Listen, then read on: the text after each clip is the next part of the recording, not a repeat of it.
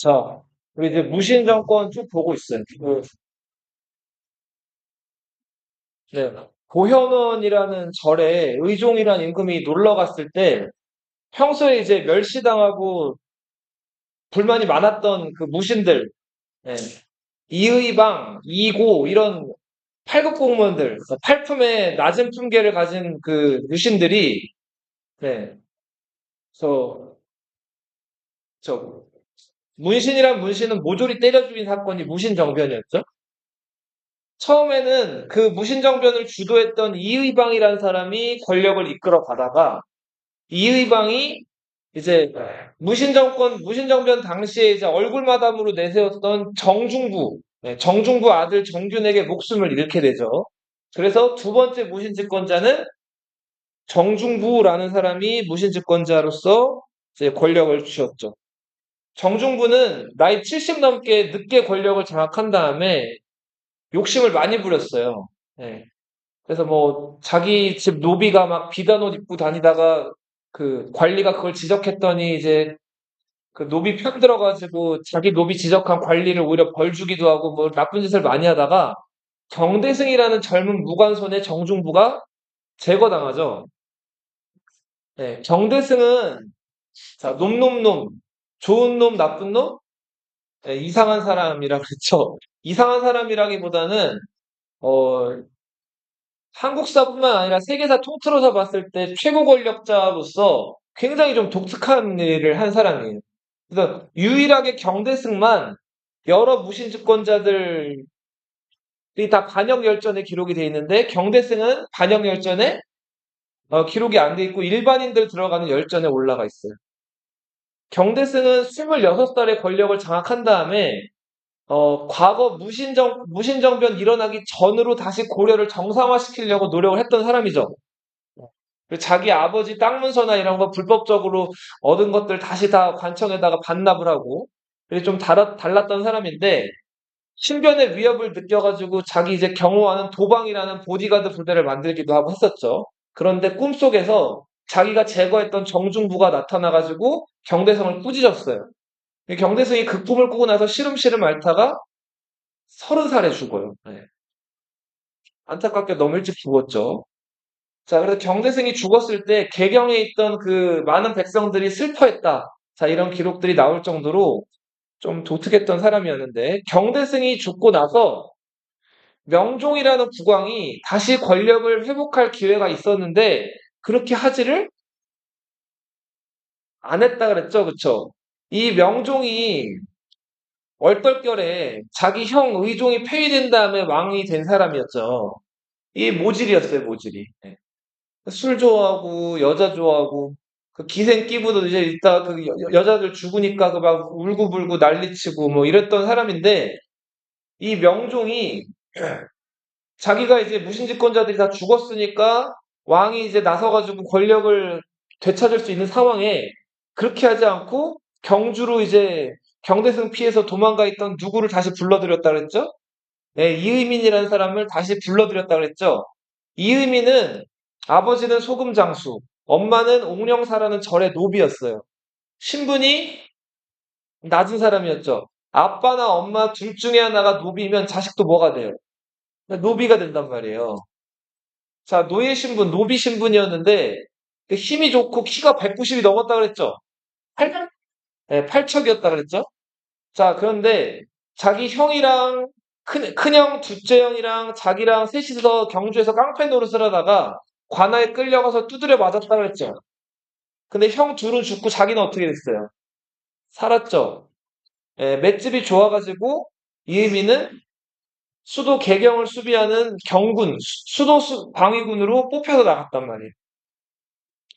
근데 아무튼 그 힘센 이의민이 경주에 이제 경대성 피해서 숨어 있다가 명종이 불러와가지고 권력자가 되죠. 자, 이의민은 12년 동안 또 이제 권력을 막 휘두르죠. 그렇게 이의민이 권력을 휘두르다가 이의민의 아들 이지영 기억나죠? 이지영이 최충수라는 무신의 비둘기를 뺏어갔다 그랬죠. 이의민 그 집의 노비들이, 하인들이. 최충수가 그 비둘기 받아왔는데도 분이 이제 안 풀려가지고 자기 형이었던 최충원을 찾아가서 이의민을 죽여버리자. 이렇게 얘기했죠. 자, 그래서 그 최충원, 최충수 형제가 이의민이 미타산 별장에 놀러 갔을 때 이제 이의민을 공격해가지고 그 자리에서 죽여버렸죠. 자, 자, 이렇게 해서 이의민이 죽으면서 이제 12년 천하가, 이의민의 12년 천하가 끝이 나고 최고 권력자가 된 사람이 누구였다? 최충원이요. 자, 최충원은 이후 자기 아들 최우, 그리고 최우는 또 자기 아들 최항, 최항은 자기 아들 최의에게 권력을 물려주게 되는데, 이렇게 최 씨가 4대 동안, 무려 60년 동안 그 왕을 허수아비로 만들어 놓고 자기들이 권력을 쥐고 쥐락펴락 휘둘렀단 말이에요. 자, 고려의 이런 시기를 최 씨 무신 정권이라고 한다. 자, 최충원이 권력자, 23년 동안 권력자를 하다가 최충원은 자연사예요. 수명이 다 돼가지고. 그렇게 권력을 잡고 있는 동안에, 자, 몇몇 사건들이 있었어요. 최충원을, 그 고려는 불교의 나라죠. 그러다 보니까 고려 전 지역에 절이 많았단 말이에요. 당시 최충원에게 불만을 품는 중 스님들이 최충원을 암살하려고 여러 절에 소위 말해서 이렇게 통문을 보내요. 자, 그런데 이게 불안했던 귀법사라는 절의 승려가 최충원한테 최충원 암살 계획이 있습니다 하고 보고를 했죠. 자, 그래서 최충원이 이 사실을 알게 되고 자기 암살 모의에 가담했던 중들을 다 잡아다가 죽여버리거나 귀양 유배를 보내버린단 말이에요. 자, 근데 이 그 최충원 암살 모의 사건 그 조사 과정에서 교정도감이라는 기구가 만들어져요. 그리고 교정도감의 최고 책임자로 교정별감이라는 자리가 생기는데 최충원이 이 교정별감 자리를 차지하고 죽을 때까지 교정별감이었어요. 그리고 최충원의 뒤를 이은 최우, 최항, 최의, 김준, 이면, 이민무 이런 무신 집권자들이 계속 교정별감 자리를 차지했단 말이에요. 자, 교정도감이라는 기구, 이런 기구가 최충원 때 만들어졌다. 최충원 때 어떤 기구가 만들어졌다고요? 교정도감이란 기구가 만들어졌어요. 자, 우리 그 의종 기억나죠? 무신정변 당했던 왕. 의종 어떻게 죽었죠? 그쵸, 이의민이 경주에서, 그쵸, 이 척추를 부러뜨려 죽였다 그랬죠? 그 다음에다가 가마솥에 감아서 버렸다 그랬죠? 의종이 죽은 다음에 의종의 동생이었던 누가 왕이 됐어요? 명종이 왕이 됐죠. 기억나죠? 자, 근데 명종은 그, 뭐랄까, 좀 모질이 왕이었죠? 별로 욕심도, 권력 욕심도 없고. 최충원이 이의민을 제거한 다음에 1년 있다가 그 무능력한 명종을 끌어내려요. 자, 이걸 두 글자로 뭐라 그러죠? 왕을 왕자리에서 끌어내리는 거를 폐위라고 불러요. 뭐라고요? 예, 폐위시켰어요. 자, 이렇게 그 명종을 폐위시킨 다음에 명종의 동생이었던 예, 신종을 새로운 왕으로 즉위를 시킨단 말이에요. 자, 최충원이 지금 왕 하나 끌어내리고 신종이란 새로운 왕 세웠죠? 신종은 왕 된 다음에 왕이 50이 넘어가지고 됐기 때문에 나이가 좀 많아서 왕이 된 지 7년 만에 병이 들어가지고 죽게 돼요. 자, 신종이 죽으면서 신종의 아들이었던 희종이 왕이 돼요. 자, 희종은 혹시 기억나나? 저번 시간에 얘기한 거? 이상할이 많지 최충원한테 굉장히 충성스러웠어요. 지나칠 정도로 저자세였어요. 그래서 최충원도 아, 저 사람 별로 야심이 없구나. 이렇게 해서 좀 방심했다 그랬죠. 그래서 그러던 어느 날 최충원이 희종을 만나러 궁궐에 들어가는데 자, 원래 궁궐에는 그 군인들은 다 못 들어가죠. 그래서 최충원을 지키는 그 군부대가 바깥에 이렇게 좀 남겨놓고 그 최충원이 궁궐로 들어갔는데 궁궐 문이 한 번 닫히더니 열려요, 안 열려요? 안 열려요. 그리고 희종이 이제 숨겨놨던 이빨을 드러냈죠. 이제 환관, 여기 없는 사람들이죠. 환관이랑 스님들 시켜가지고 최충원을 죽이려고 했단 말이에요. 자, 근데 최충원이 궁궐을 빠삭하게 알았기 때문에 궁궐에 있는 빈방 중에서 아무 데 들어가가지고 병풍 뒤에 숨었죠. 거기 잡혔어요, 안 잡혔어요? 안 잡혔죠. 그래서 그 궁궐 옆에서 숙식하고 있던 최충원 부하장군들이 와가지고 최충원을 구해낸단 말이에요. 그 일로 인해서 그 최충원을 죽이려 했던 희종을 최충원이 어떻게 했을까요? 왕위에서 끌어내려요. 폐위시켜요. 자, 최충원이 지금 왕을 몇 명 끌어내렸죠? 2명 끌어내렸죠? 명종 끌어내리고 또 누구 끌어내렸어요? 희종 끌어내렸죠? 자, 그런 다음에 새로운 왕을 세우는데 누굴 세웠을까요? 희종의 아들을 세우진 않았겠죠? 전에 끌어내렸던 명종이 있었죠? 그 명종의 아들을 왕으로 세워요. 네. 자, 이 사람이 강종이에요. 강종은 즉위했을 때 나이가 60살이었어요. 굉장히 늙은 왕이죠? 예. 재위 기간도 짧죠? 예, 보면은. 금방 죽죠? 자, 나이 60이 돼서, 여기 지금 나와있지만, 명종 밑에서 태자 노릇만 몇 년 했어요?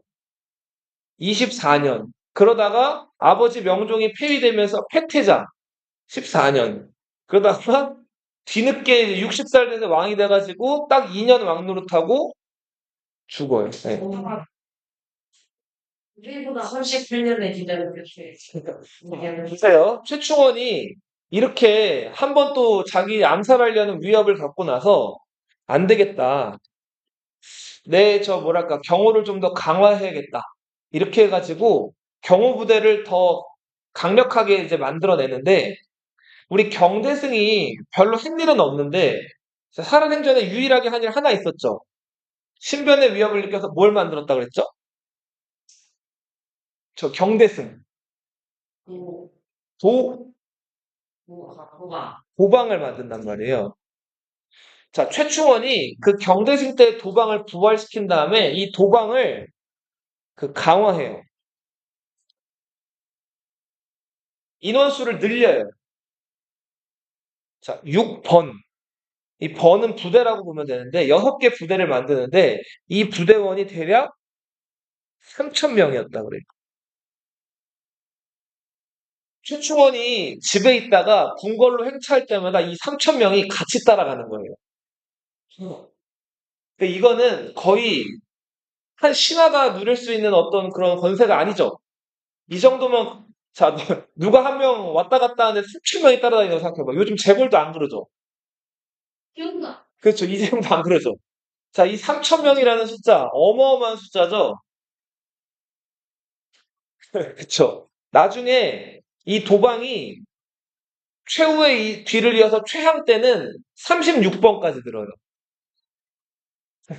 와, 18,000명. 그렇죠. 그럼 18,000까지 드는 거죠. 그만큼 최고 권력자는 목숨을 노리는 사람들이 적지 않다. 자, 그래서 근데 보세요. 자, 그러다가 이제 최충원이 1196년에 권력을 장악하고 나서 뒤에다 쓸게요, 여기 뒤에 그림. 네. 여기 보면 1196년부터 1219년까지 23년 그 최고 권력자 노릇했죠. 교정 결과물로서. 자, 근데 최충원은 좀 확실히 다르긴 달랐어요. 이제 죽을 때가 됐어요. 예. 최충원은 나이가 이제 그 70살에 죽거든요. 예. 1149년생이니까, 예.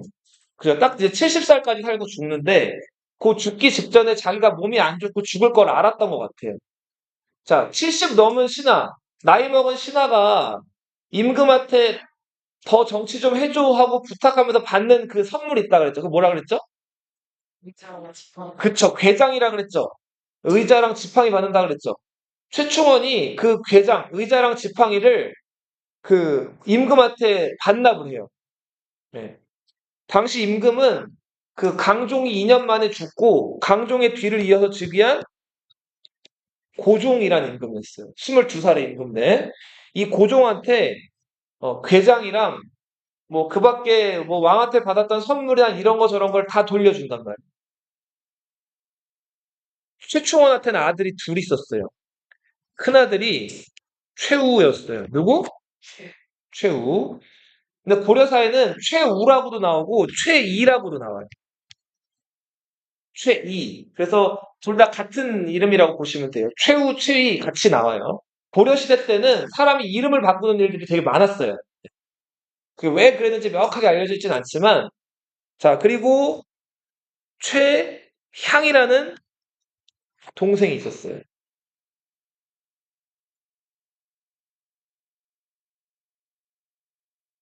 자, 최충원이 죽기 전에 최후를 불러요. 자, 그 다음에 뭐라 그랬을까요? 자, 오늘 마지막으로 날 찾아오지 말라 그래. 왜 그랬을까요? 질문이가 되게 신기해요. 지금 몸이 안 좋고 아픈데 자기가 언제 갈지 모르는 상황인데 더 이상 병문안을 오지 말라는 거예요. 좀 뭔가 이상했죠? 어, 네. 자, 이 최후는 최충원 죽기 10년 전부터 고려사의 기록이 나올 정도로 좀 강단 있는 인물이었어요. 좀 뛰어났단 말이에요. 그래서 최충원 마음속에는 자기 후계자로 이 최후를 생각하고 있었는데 문제는 최충원 주변에 그 최충원의 오른팔이라고 할 수 있는 인물들이 군사권이랑 여러 가지를 장악하고 누굴 밀고 있었냐면 최후보다 능력이 좀 떨어지는 그 막내 아들 최향을 밀고 있었단 말이에요. 상장군 지윤심, 대장군 최준문, 장군 유송절, 낭장 김덕명. 자, 이런 사람들이 똘똘한 사람이 최고 권력자 되면 자기들이 마음대로 요리조리 할 수 있어요, 없어요? 없죠. 그러니까 적당히 좀 모자라 보이는 최향을 좀 밀었던 것 같아요. 근데 만약에 장례식 날 혹은 최충원이 아프다고 이렇게 최후가 왔을 때 무방비 상태에서 이들이 힘을 모아가지고 최후를 사병으로 치게 되면 최후가 이거를 감당할 수가 없죠. 그러니까 최후 보고 위험하니까 오지 말라고 이제 한 거죠. 그래서 최후는 그거 말을 듣고 아버지 말을 듣고 최충원이 죽을 때까지 최충원을 찾아오지를 않아요. 배나 자, 그러다가 자, 최충원이 이제 진짜 죽을 때가 다 됐어요. 자, 근데 이제 최충원이 실제로 죽기 전에 악공들을 막 불러요. 그 악기 연주하는 사람. 그 다음에 이제 새벽이 돼가지고 그날 이제 막 연회를 베풀고 악사들한테 연주를 시킨 다음에 그 막 즐겁게 풍악을 울리고 연주하는 와중에서 최충원이 어떻게 됐을까요? 죽어요. 자, 이 최향과 이 장군들은 빨리 최후를 잡아서 죽이고 싶어서 계속 사람을 보내가지고 최후한테 아버지 아프시니까 와라 와라 했어요. 최후가 갔을까요? 안 갔을까요? 끝까지 안 가요. 자, 그러다가 최후가 여차여차 해가지고 사람을 불러가지고 얘네들이 꿍꿍이 꾸미고 있다는 걸 알아내요. 자, 그리고는 끝까지 가지 않으니까 이 넷이서 이제 막 의견 대립이 나타나고 지들끼리 막 분열하고 했단 말이에요. 이 김덕명이라는 사람을 꼬셔가지고 최후 쪽으로 끌어들여요. 자, 그런 다음에 김덕명한테 이 지금 최향과 이들이 꾸미고 있는 얘기들을 다 들어가지고 이제 내막을 다 알게 되죠. 결국은 쫄리고 먼저 조바심이 났던 자, 이 지윤심과 최준문이 최후를 찾아와요. 최후를 찾아왔다가 어떻게 됐을까요? 그 자리에서. 그 자리에서 죽어요. 지금 네. 그 김덕명한테 이들이 자기 목숨을 노린다는 얘기들을 들었고, 결국은 이들이 먼저 제거가 되고, 자, 최향도 결국 어설프게 남은 군대를 가지고 이 최후를 치러 왔다가 모두 제거가 되고, 최향은 유배를 가게 돼요. 자, 이런 식으로 해서 이제 최충원이 죽은 다음에 그렇게 막 매끄럽지는 않았지만 최후에 의해서 권력이 이어지게 된다. 뭐 그렇게 막 중요한 인물은 아니지만 최준문, 여기가 제거당한 최준문이라는 사람에 대한 얘기를 하나 해볼게요.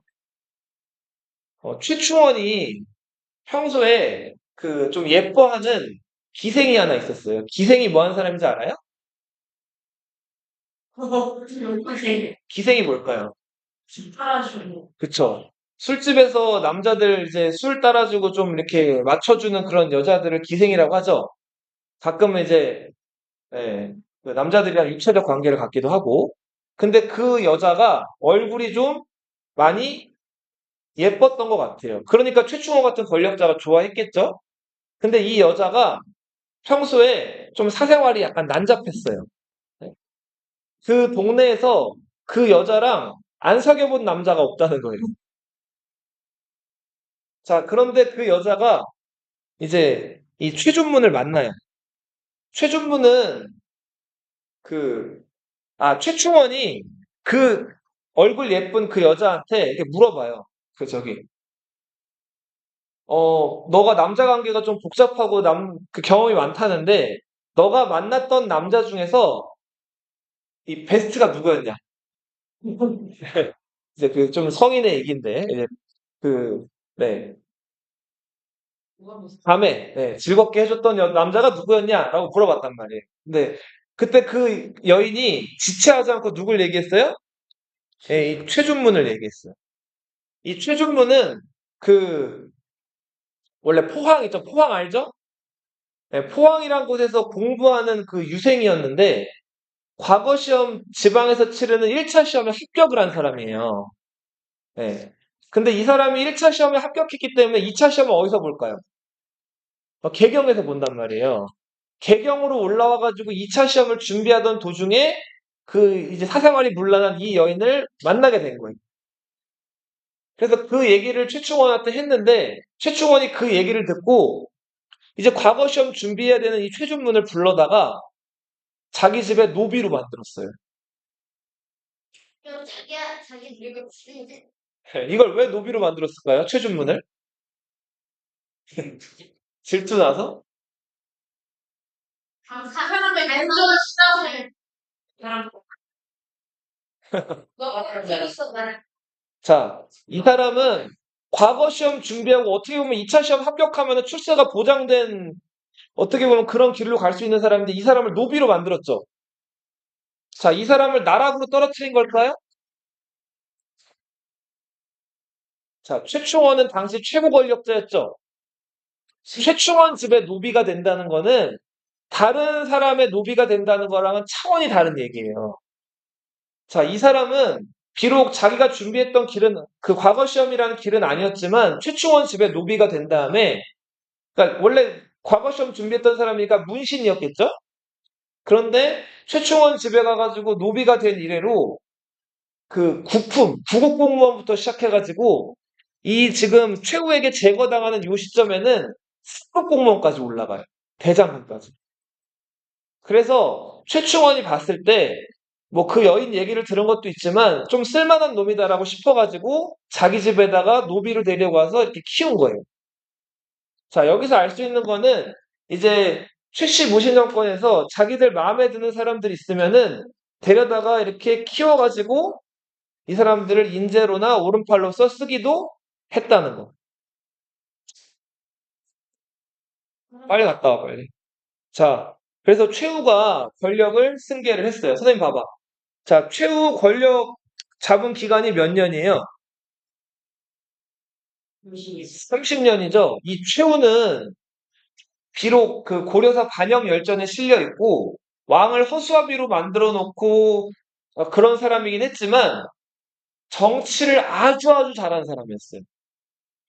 무신이고 그리고 그 무신 권력자 아들로 태어나서 그 권력을 승계한 사람이긴 하지만 여러 면에서 정치적 감각 그리고 글씨도 굉장히 잘 썼고 그 문적인 감각도 굉장히 뛰어난 사람이었어요. 그래서 정치할 때 저 칼잡이들, 무신들만 가지고는 정치가 어렵다고 일찍이 판단을 해서 붓을 든 문신들을 정치에 활용할 줄도 아는 사람이었어요. 그때 최후가 붓을 든 문신들을 뽑아 쓰는 기준이 이거였어요. 능문, 능리. 이게 뭘까요? 능문, 능리. 글씨를 양다. 능은 뭔가 가능하다, 능하다라는 뜻이겠죠? 문.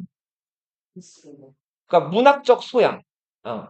그러니까 그 공자, 맹자 이런 거 말씀 잘 외우고 전체적으로 학자적인 기질이 있는 사람을 문이라고 했는데 능문이라고 불렀고 리는 뭘까 리? 지금 공무원들이 하는 일들 있죠. 공무원들 저 동사무소 가면은 뭐 주민등록등본도 발행해주고 여러 가지 행정 이런 것들 하잖아요. 그런 일을 잘하는 능력을 능리, 그런 일을 리라고 부르고 능리라고 불러. 그래서 아무튼 문학적인 소양이 있는 사람들도 최후는 뽑아다가 썼다. 그리고 최충원 때까지만 해도 문신 인사, 무신 인사, 사람 배치할 때 최충원이 여기저기 왔다 갔다 하면서 인사를 처리했는데 최후는 자기 집에다가 그 인사를 처리하는 기구를 만들었어요. 궁궐에 출근도 안 하고 자기 집에서 문신 제 누구 해, 무신 제 누구 해, 저기 자리에 임명했단 말이에요. 그렇게 인사권을 행사하는 기관을 정방이라고 불렀어요. 뭐라고 불렀다고요? 정방. 네. 최후. 그리고, 자, 아까 우리 최충원이 자기 신병 경호하려고 도방을 강화했다 그랬죠? 그래서 6번 만들어서 3,000명을 데리고 다녔는데, 이 3,000명은 최충원 집의 사병이에요, 사병. 사는 영어로 치면은 프라이베이트죠. 개인적인 병사예요. 개인적인 병사는 최충원이 다 어떻게 해야 돼요? 그쵸? 근데 이거는 물건이 아니니까 먹이고 재우고 입히고 월급도 줘야 되죠. 그러니까 돈이 조금 들었을까요? 많이 들었을까요? 엄청 많이 들었겠죠. 그럼 최충원이 뭐 그래봤자 그냥 관리인데 돈이 어디서 나겠어요? 세금 정부패? 남의 거 뺏었겠죠. 최고 권력자니까. 자, 근데 봐봐. 이거를 한두 명도 아니고 수천 명 혹은 더 많을지도 모르겠는데 이 많은 군대를 계속 먹이고 재우고 하는 거 너무 부담이 크죠. 그래서 최후도 이거 생각을 해요. 이거 언제까지 이럴 수는 없다. 그래서 머리를 굴리는데 자, 그러면 나라를 지키는 군인들 이 사람들은 공병이죠, 공병. 공사 구분 잘해라 할 때 그 시적인 거랑 공적인 거 얘기하잖아요. 나라를 지키는 군인들을 자기를 지키는 사병처럼 쓸면 될 거 아니에요. 그러면 안 되지만. 자, 나라를 지키는 군인들은 월급을 누구로부터 받아요? 그 나라 세금으로 받죠?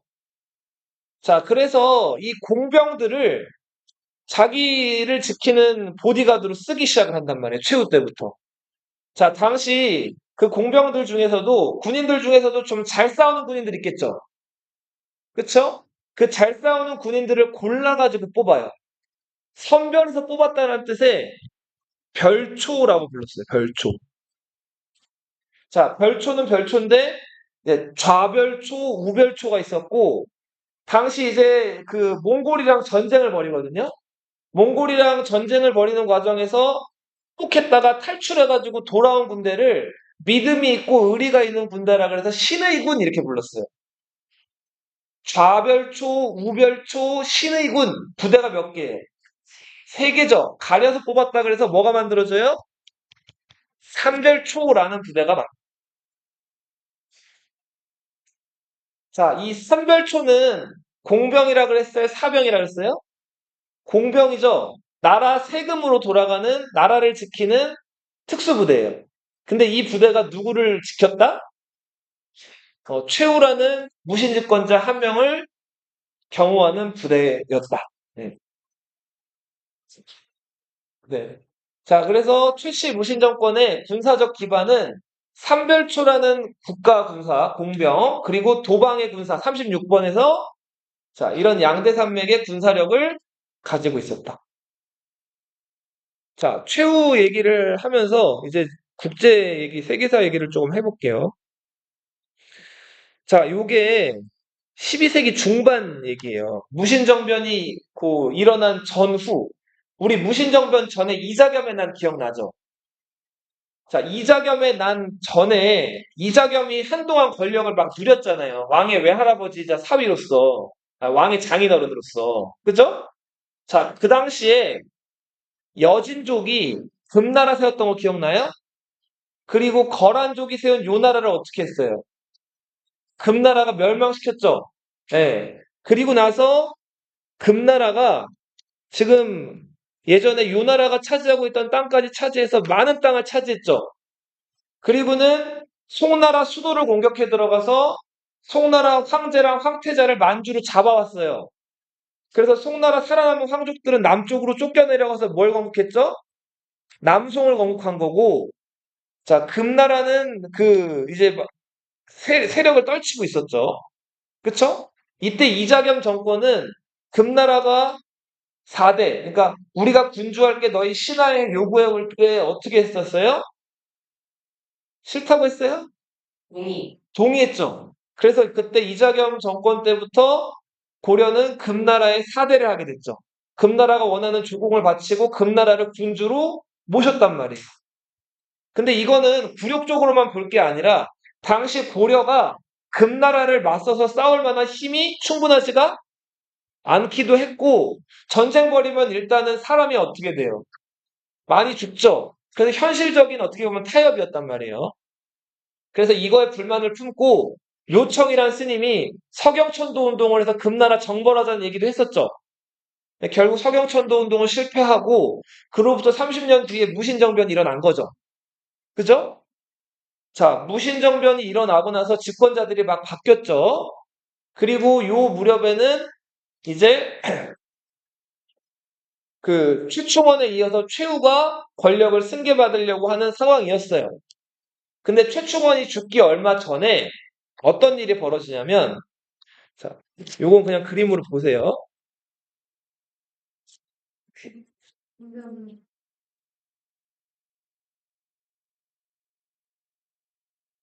자, 너희 몽골이라고 들어봤죠? 요 그림 보세요. 아이고. 자, 금나라가 한동안 잘 나가고 있었는데, 이건 이제 지역명이에요. 그래서 우리는 그냥 몽고라고도 부르는데, 얘네들, 몽골 사람들은 몽골이라고 불러요. 예전 흉노 기억나요? 흉노? 흉노의 후예들이라고 보면 돼요. 자기네 부족, 몽골족, 타타르족, 키레이트족, 나이만족, 메르키드족이 있었는데, 이 여러 부족들을 몽골족이 통일을 해요. 예. 자, 그 몽골족을 통일했던 영웅이 이 사람이죠. 예, 칭기즈칸이라는 사람이에요.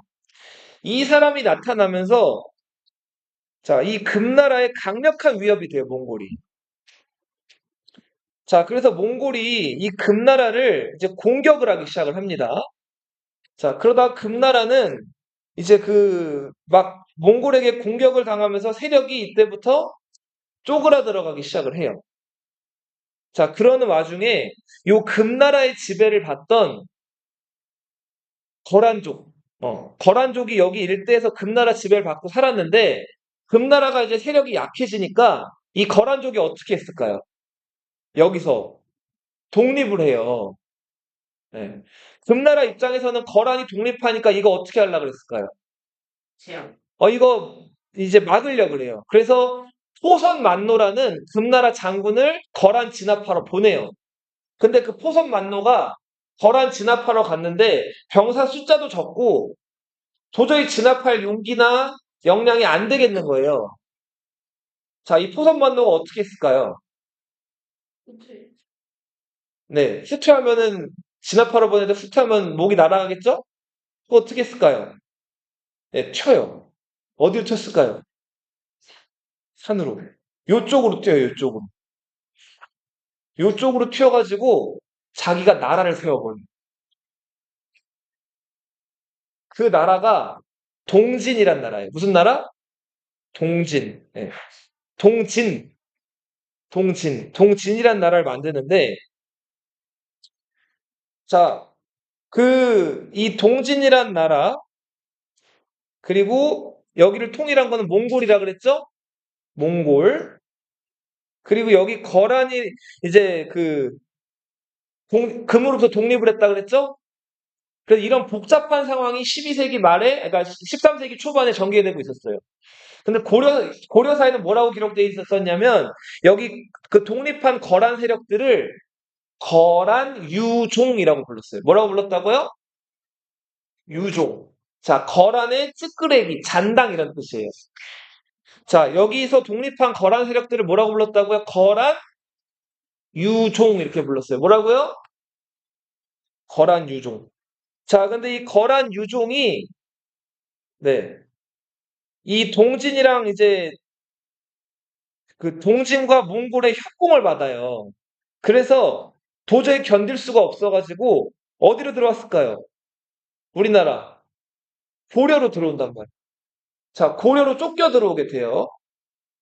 자, 이제 문제는 거란 유종들이 쫓겨 들어오는 상황에서 동진이랑 몽골의 군대가 덩달아서 고려로 같이 쳐들어와요. 우리는 뭔 죄예요? 그러니까 우리 죄도 없이 갑자기 남의 나라가 갑자기 쳐들어온 거예요. 자, 그래서 고려 입장에서 되게 당황스럽겠죠.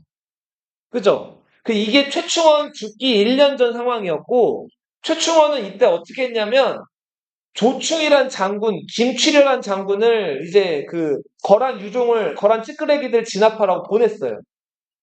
당시 평양성 주변에 강동성이라는 성이 있었거든요. 강동 육주는 아니에요. 그 강동성에 거란 유종들이 다 숨어 들어갔어요.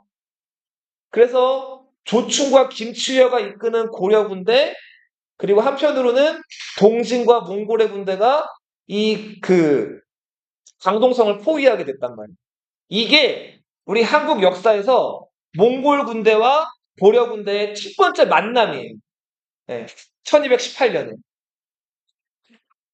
네. 자, 그렇게 해서 이런 상황에서 결국은 그 몽골 군대랑 동진 군대가 워낙 또 숫자도 한 3만 명 정도가 왔기 때문에 강력했고, 거란 유종은 말 그대로 찌끄레기였기 때문에 그 세 나라의 협공을 받아가지고 거란이 이제 항복을 해요. 자, 그래서 이걸 막아내는 데는 성공을 했어요. 근데 이게 이제부터 문제가 됐어요. 자, 몽골 입장에서는 이제 방구를 뿡뿡 끼는 거예요. 자, 자기들이 뭐 했다 이거예요? 자, 고려 너희 쳐들어온 저 잔당들 우리가 막아줬지 이렇게 얘기를 하기 시작하는 거예요. 그러면서 그때부터 몽골에서 몽골과 동진에서 고려 조정에 이거저거 요구하기를 시작해요. 어. 자, 일단은 우리 형제 관계부터 맺자. 내가 형이고 니네가 동생해. 그리고 우리가 좀 필요한 게 많으니까 좀 바쳐. 자, 뭘 바치냐면 금이랑 은이랑 수달 가죽이랑 고려 도자기 괜찮다며 도자기랑 붓이랑 종이랑 달라는 거예요. 자, 수달 가죽 있죠? 수달 알죠? 수달. 네. 수달 가죽을 달라는데 몇 장 달라 그랬을까요? 됐죠. 네. 네. 잠깐. 2만 장을 달라는 거죠.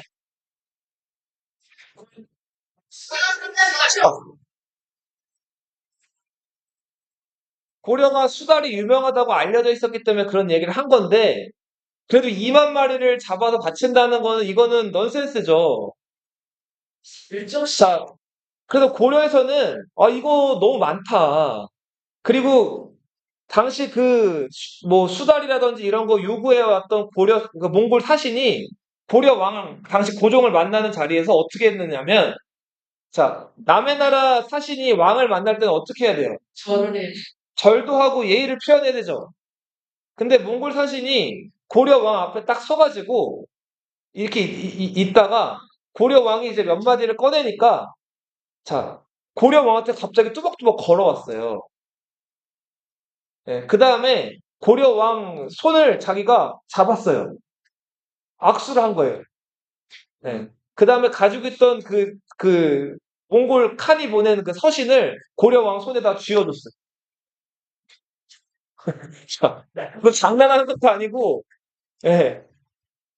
자, 이렇게 해서 이게 이제 고려와 몽골의 첫 번째 어떻게 보면 외교 관계이자 만남이라고 볼 수가 있는데, 몽골의 무리한 요구로 시작이 됐다. 근데 고려는 여기서 이걸 다 들어줬을까요?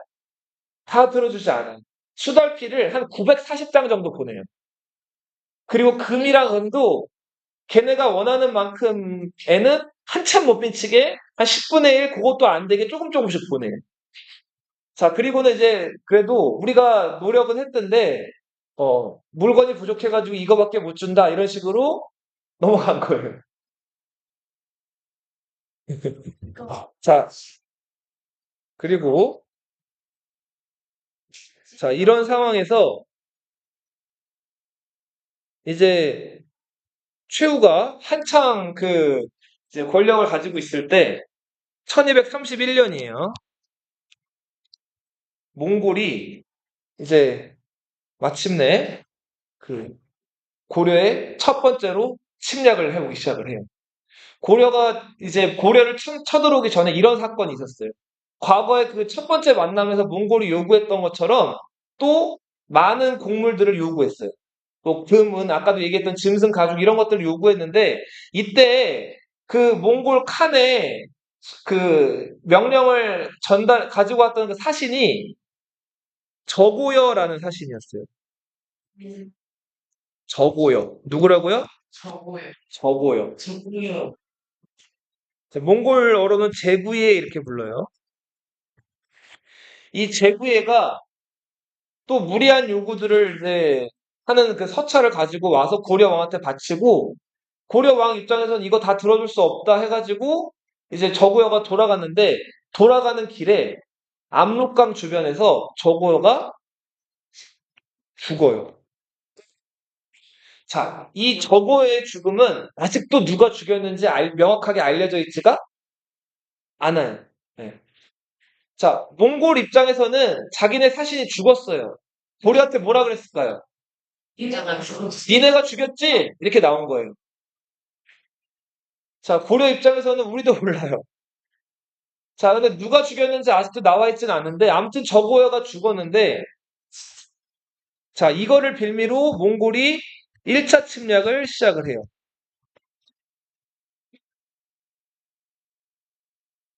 자, 여기 보시면,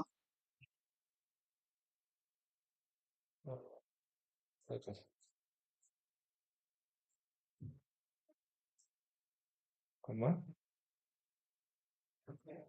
조금 이따 보자. 자, 그렇게 해서 처음으로 이제 1차 침략을 하게 되고, 보세요. 이제 몽골 군대가 쳐들어왔어요. 쳐들어왔을 때 이 군대를 이끌었던 장군이 그 살리타라는 장군이었어요. 누구? 살리타. 네, 네. 침략 기간이 나와 있죠.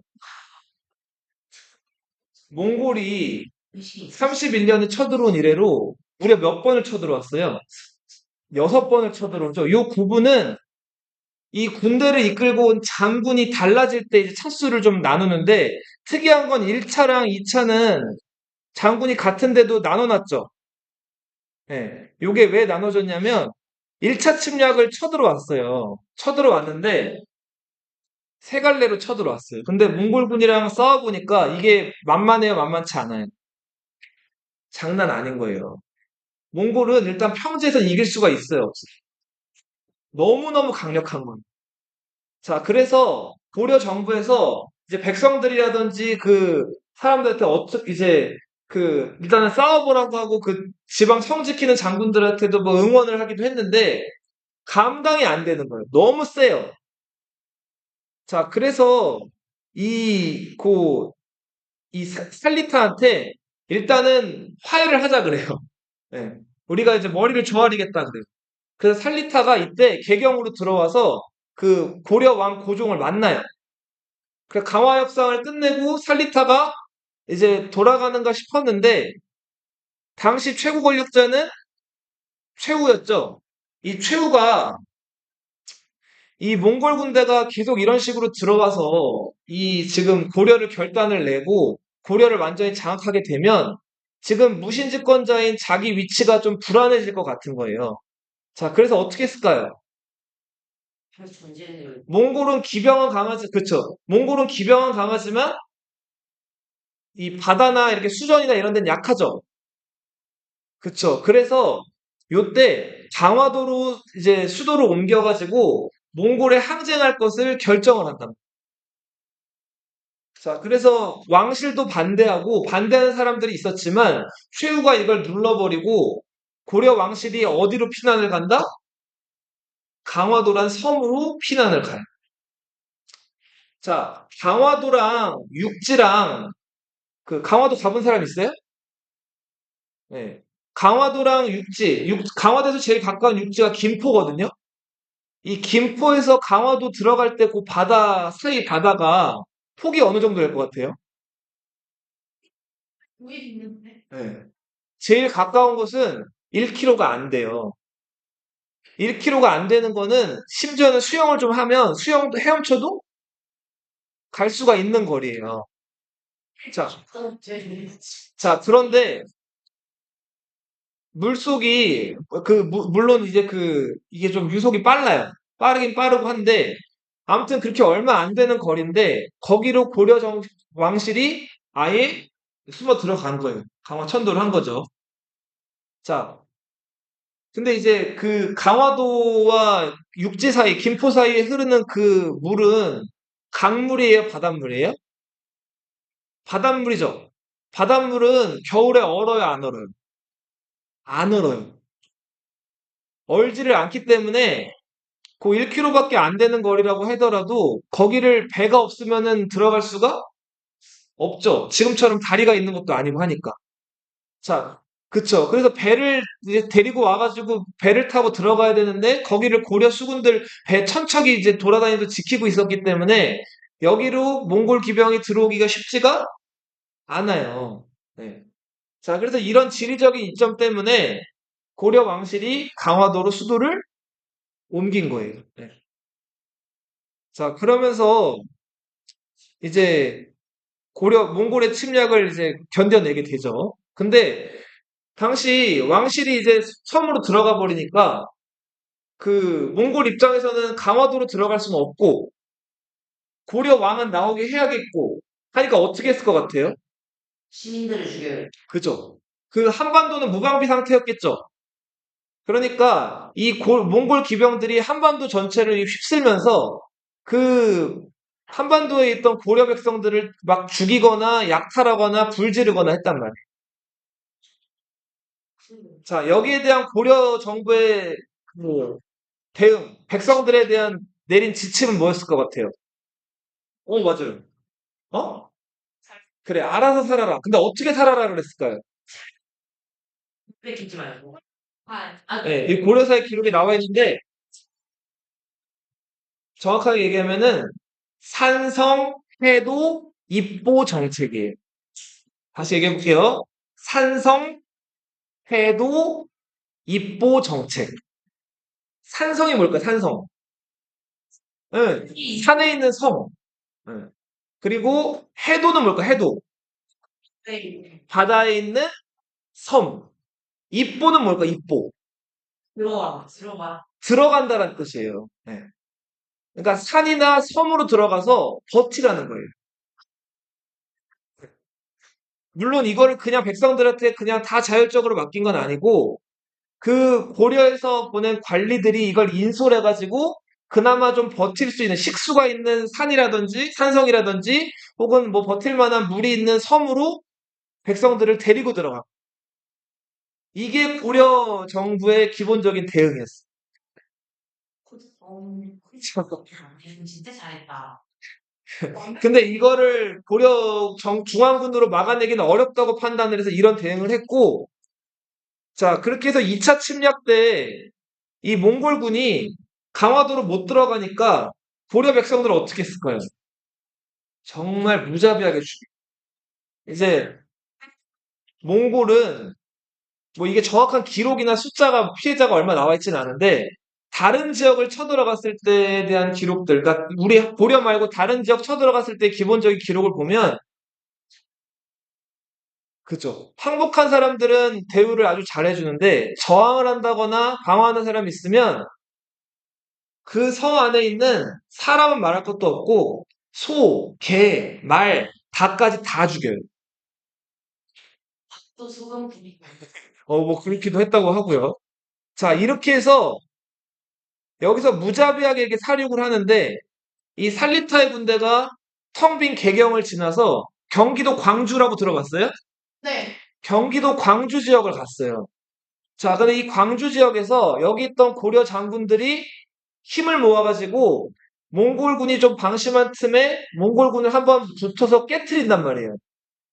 자, 아무리 몽골군이 강력한 기병이라고 해도 전쟁에서 한번 지고 나니까 사기가 좀 떨어졌겠죠. 자, 그렇게 해서 하고 이제 물러나는데 지금의 용인, 당시에는 처인이라고 불렀어요. 처인. 예. 선생님 저번 시간에 얘기했는데 향부곡소 기억나요? 향부곡소는 차별받는 지역이라 그랬죠.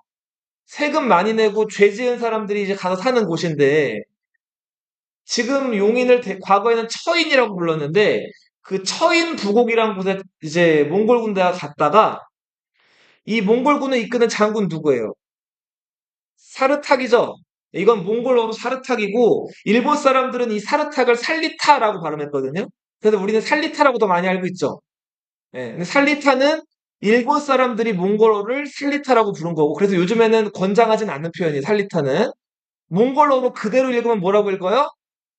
예, 사르탁이라고 읽어요. 이 사르탁이 처인부곡에 왔다가 방심했다가 그 처인부곡민들이 쏜 화살 기록에 의하면 유시는 흐르는 화살이죠. 여기 맞아가지고 사르탁이 죽어요. 그렇죠. 맞아요, 맞아요. 보고나. 맞아요, 맞아요. 근데 봐봐. 몽골 전쟁사에서 그러니까 총대장이 화살을 맞아 죽은 경우는 이게 처음이라고. 보통은 전쟁에 나가가지고 몽골 군대가 이렇게 어처구니 없게 대장이 죽는 경우가 없었어요. 자, 근데 이 사르탁이 여기서 죽은 거예요. 자, 당시 맞아요. 근데 우리 한국사에서는 이렇게 배우죠. 김윤후라는 스님이 이제 살리타를 쏴주겠다 이렇게 얘기하는데 이거는 잘못된 기록이에요. 자, 당시에도 김윤후가 쏴서 죽였다는 얘기가 있어가지고 김윤후를 불러가지고 상을 주려고 그래요. 근데 김윤후 빨리 갔다 와. 김윤후 본인이 이렇게 얘기를 해요. 아 무슨 소리야. 고려사 김윤후 열전에 나와 있어요. 나는 활이랑 화살을 가지고 있지를 않았습니다. 본인이 그렇게 얘기를 해요. 아, 나는 활이랑 화살을 갖고 있지를 않았는데 내가 어떻게 쏴 죽일 수가 있었겠습니까? 이렇게 얘기를 한단 말이에요. 자, 그래도 김윤우가 이끄는 아무튼 그 병사들이 거기서 어떤 공을 세웠기 때문에 김윤우는 이 일로 스님에서 섭낭장이라는 장군직을 하나 받아요. 그러니까 스님이 벼슬살이를 하게 된 거죠. 그렇게 해서 사르탁이 죽으면서 몽골 군대가 이때 대장이 죽었으니까 어쩔 수가 없죠. 돌아가게 된다. 자, 요거 하나만 얘기하고 마칠게요. 그리고부터 이제 3차, 4차, 5차, 6차 침략이 있는데,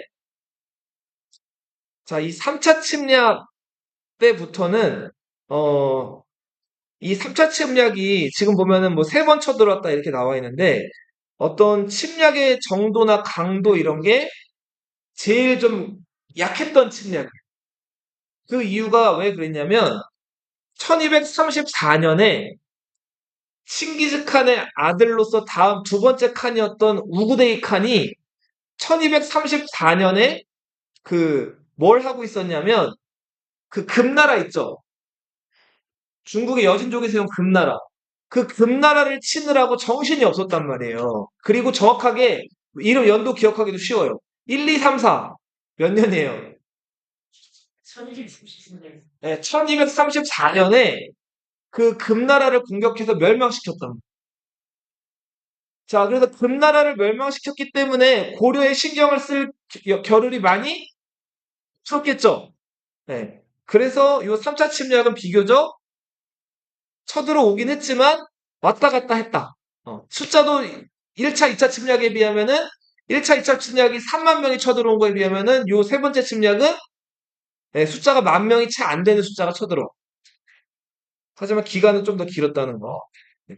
자, 4차, 5차, 6차 침략부터 다음 시간에 더